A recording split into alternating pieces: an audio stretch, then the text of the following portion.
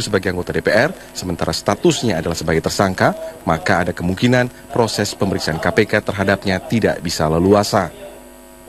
Karena dalam Undang-Undang MPR, DPR, DPRD, dan DPD atau MD3 disebutkan pemeriksaan anggota harus mendapat persetujuan tertulis dari Mahkamah Kehormatan. Namun Wakil Ketua KPK Bambang Wijoyanto menilai aturan itu tidak akan menjadi penghalang dalam proses pemeriksaan lanjutan nantinya. Kami tetap beranggapan bahwa tindak pidana korupsi di luar ketentuan yang dikualifikasi di dalam MD3 tentang diperlukannya izin dari Dewan Kehormatan DPR. Jadi kami tetap berpendapat bahwa ada atau tidak ada Undang-Undang MD3, maka bila diperlukan pada saatnya nanti, maka KPK bisa menggunakan kewenangannya tanpa harus menunggu rekomendasi dari Dewan Kehormatan di DPR. Pendapat kurang lebih sama juga disampaikan oleh pengamat hukum Jamin Ginting yang mengatakan MD3 tidak bisa menghalangi proses penanganan kasus korupsi yang masuk dalam kategori kejahatan luar biasa. Kita lihat bahwasannya kalau sudah jadi tersangka kan ada ayat yang berikutnya disebutkan bahwasannya tidak perlu mendapat persetujuan daripada Dewan Kehormatan. Jadi apa yang disampaikan oleh Pak BW itu pada waktu konferensi pers sudah benar. Jadinya tidak ada lagi hambatan bagi seorang anggota dewan yang akan ditetapkan sebagai tersangka. Apalagi ini kan tindak pidana korupsi yang extraordinary crime. Tidak ada batasan-batasan untuk itu. Bahkan seorang menteri saja ya, apakah seorang menteri itu nggak perlu persetujuan presiden untuk melakukan penahanan ataupun menjadikan dia menjadi tersangka. Kasus korupsi Jero Wacik masih terus didalami oleh KPK. Jero ditetapkan sebagai tersangka karena dinilai melakukan pemerasan di lingkungan Kementerian ESDM untuk mendapatkan dana operasional tambahan. Tim Liputan Metro TV. Pasca ditetapkan sebagai tersangka oleh KPK, Menteri ESDM Jero Wacik tidak pulang ke rumah dinasnya di kawasan Kuningan, Jakarta Selatan. Sementara keluarga Jero Wacik di Bali menganggap Jero Wacik hanya korban politik.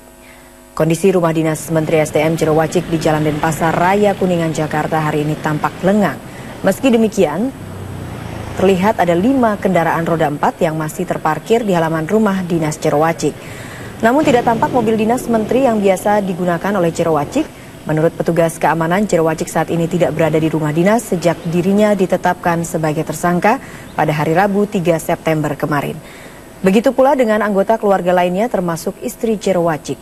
Sejak pagi, beberapa wartawan menunggu di depan rumah dinas Menteri SDM untuk mendapat kepastian apakah Jero masih berada di rumah dinasnya atau tidak. Jero Wacik sendiri pasca penetapan statusnya sebagai tersangka berjanji akan tetap di Indonesia selama proses hukum berlangsung. Sementara itu, kondisi rumah ayah kandung Jero Wacik di Kertabuana, Desa Batur, Bangli, Bali terlihat sepi. Rumah ini hanya dihuni oleh 2 orang keponakan Jero Wacik. Rumah peninggalan ayah Jero Wacik yang bernama Guru Nyoman Shanti biasa disinggahi Jero Wacik setiap berkunjung ke Bali. Jero Wacik terakhir berkunjung ke Bali pada tanggal 9 Agustus lalu saat menghadiri pengabenan massal di Desa Batur, Kintamani, Bangli. Keponakan Jero Wacik, Putu Puspawan, menceritakan kesederhanaan Jero Wacik saat menjabat sebagai menteri. Bahkan pihak keluarga meyakini dalam kasus ini Jero Wacik hanyalah korban politik. Keluarga Jero Wacik juga membantah sejumlah aset kekayaan Jero Wacik di Bali yang dilansir sejumlah media. Rumah mewah di kawasan wisata Kintamani Bangli yang disebut milik Jero Wacik diakui Putu Puspawan merupakan milik keponakan Jero Wacik yang juga seorang pengusaha. Dan dari keluarga cuma mendoakan biar jangan sampai terjerumus sampai jauh gitu. Harapan keluarga. Tapi sampai sekarang keluarga nggak yakin Bu ya dengan belum yakin. Saya sedih loh, bener. Tak berhenti pada penetapannya sebagai tersangka, Komisi Pemberantasan Korupsi atau KPK kini juga langsung menelusuri aset milik Menteri SDM Jero Wacik. Upaya ini dilakukan untuk mengetahui adanya dugaan aliran dana yang mengalir ke Jero Wacik.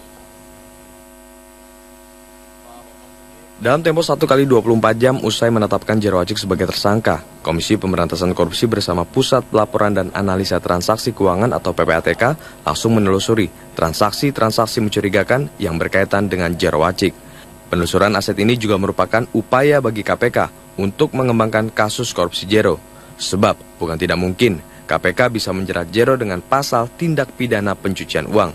Jadi tujuan dilakukan aset tracing, kemudian dilakukan permintaan LHA terhadap tersangka untuk mengetahui apakah ada transaksi-transaksi mencurigakan, tentu dalam rangka untuk pengembangan perkara dalam konteks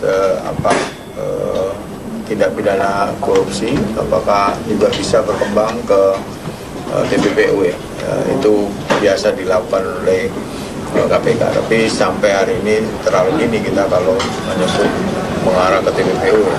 Semasa menjabat sebagai Menteri SDM pada tahun 2012, Jero tercatat memiliki total harta senilai 11,6 miliar rupiah dan 430 ribu dolar Amerika. KPK menetapkan Jero sebagai tersangka Rabu siang.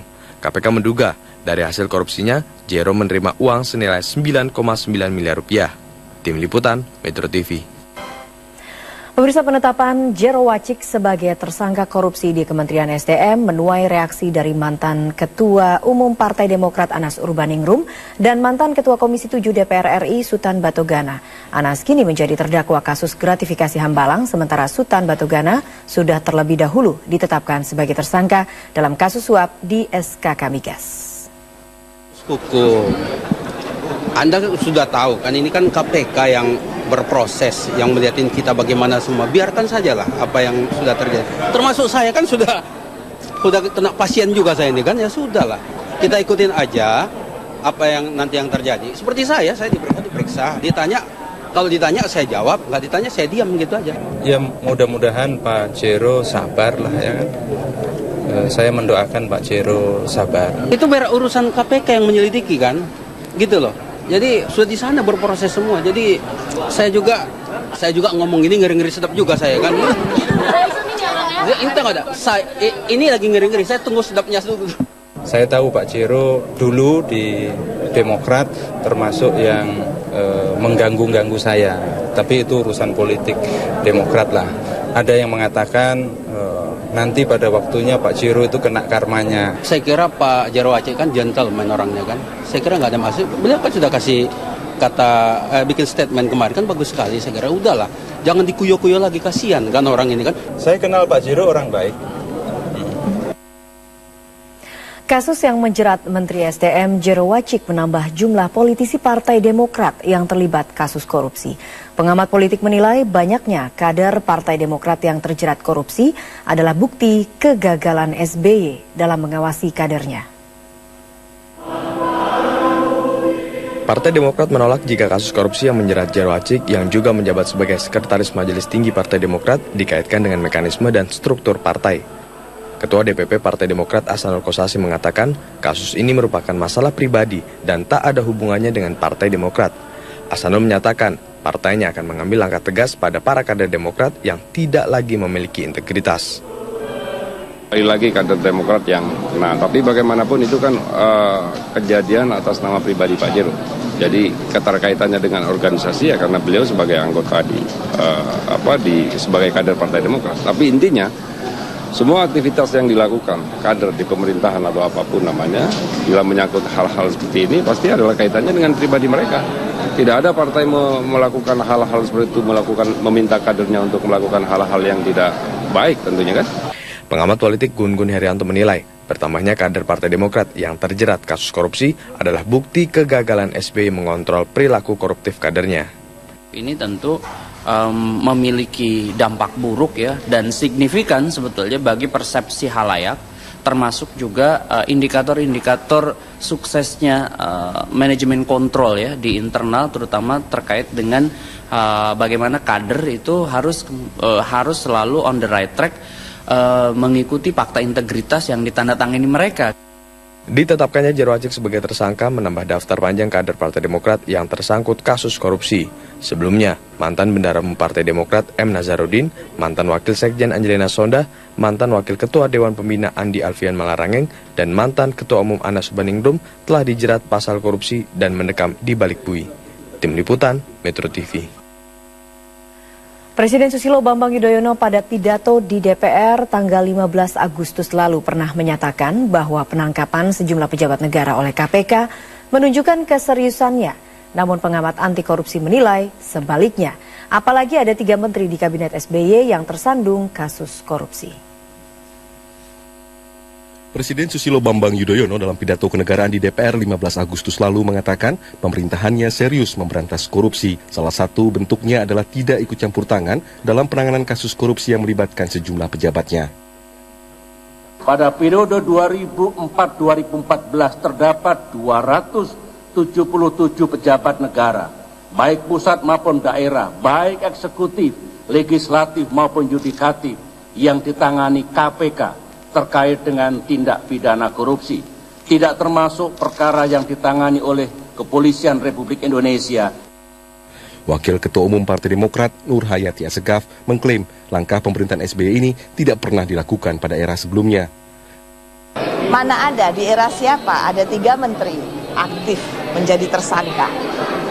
Tidak ada intervensi pemerintah. Pemerintah bisa saja mengatakan, kenapa harus diperiksa menteri saya?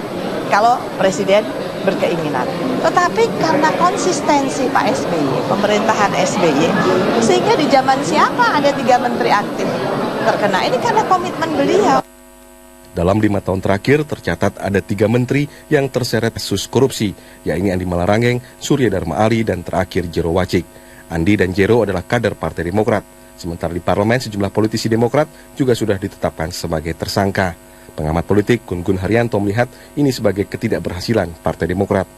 Secara substantif, secara kualitatif ini tentu memiliki dampak buruk ya dan signifikan sebetulnya bagi persepsi halayak, termasuk juga indikator-indikator suksesnya manajemen kontrol ya di internal, terutama terkait dengan bagaimana kader itu harus selalu on the right track, mengikuti fakta integritas yang ditandatangani mereka kan di waktu itu di Cikeas.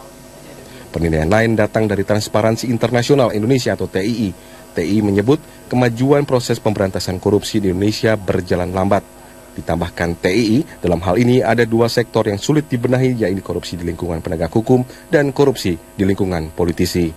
Ada 2 faktor penting yang ini kami sudah sampaikan ini ke pemerintah sejak awal tahun ini, bahwa korupsi di sektor penegakan hukum dan korupsi politik itu 2 faktor yang menghambat kenaikan skor kita.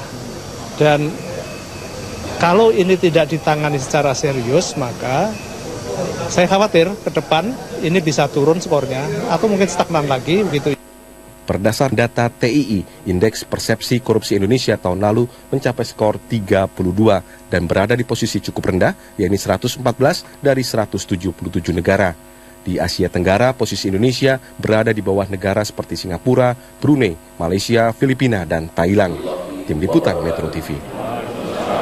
Posisi strategis Kementerian Energi dan Sumber Daya Mineral semakin mendapat sorotan pasca ditetapkannya Jero Wacik sebagai tersangka kasus dugaan korupsi. Presiden terpilih Joko Widodo pun dituntut untuk bisa menempatkan orang yang tepat sebagai menteri selanjutnya. Apalagi Jokowi juga pernah mengkritik Jero Wacik yang dinilai tidak mampu bekerja dengan baik sebagai Menteri ESDM. Tugas yang tak mudah bagi Presiden terpilih Joko Widodo untuk membangun pemerintahan yang bersih. Kasus yang menyeret Menteri Energi dan Sumber Daya Mineral Jero Wacik harus menjadi pelecut semangat bagi Jokowi dan Yusuf Kala untuk menempatkan figur yang tepat di kabinetnya, terutama di sektor-sektor strategis. Menurut Indonesia Corruption Watch, sektor energi merupakan salah satu sektor yang rawan korupsi karena menjadi ajang operasi mafia migas. Untuk itu, selain KPK yang dituntut bisa mengungkap tabir korupsi di ESDM, Presiden terpilih juga dituntut untuk bisa menempatkan orang yang tepat di kementerian ini. Kalau dilihat dari kasusnya, ini kan bagian kecil dari hal besar yang ditangani oleh ESDM. Itu ya. Jadi saya kira mesti dicari, bukan dicari, mesti perluas proses penyidikan ini gitu ya. Jangan-jangan juga ada terjadi di bagian-bagian yang lain justru yang sensitif. Saat berkampanye dulu, Joko Widodo pernah menyinggung kinerja Kementerian ESDM yang buruk di bawah kepemimpinan Jero Wacik. Ia mengkritisi krisis listrik yang melanda Pulau Kalimantan yang kaya batu bara, tetapi tidak mampu menjadi penopang kebutuhan energi. Jokowi bahkan sempat berandai-andai, jika berada di posisi SBY sebagai presiden, maka ia tentu akan memecatnya. Namun kini, Jokowi tak boleh hanya bisa sekedar mengkritik, tetapi wajib mewujudkan kritik yang dilontarkannya dulu. Di depan kan juga saya sampaikan bolak-balik, memilih menteri yang mempunyai karakter yang kuat, leadership yang kuat, kemampuan manajerial di semua kementerian mesti harus itu, dan punya integritas yang kejujuran yang baik. Dalam membentuk kabinetnya, Jokowi berjanji akan mencari orang-orang yang memiliki integritas tinggi dan mengedepankan track record atau rekam jejak calon menterinya. Tim Liputan, Metro TV.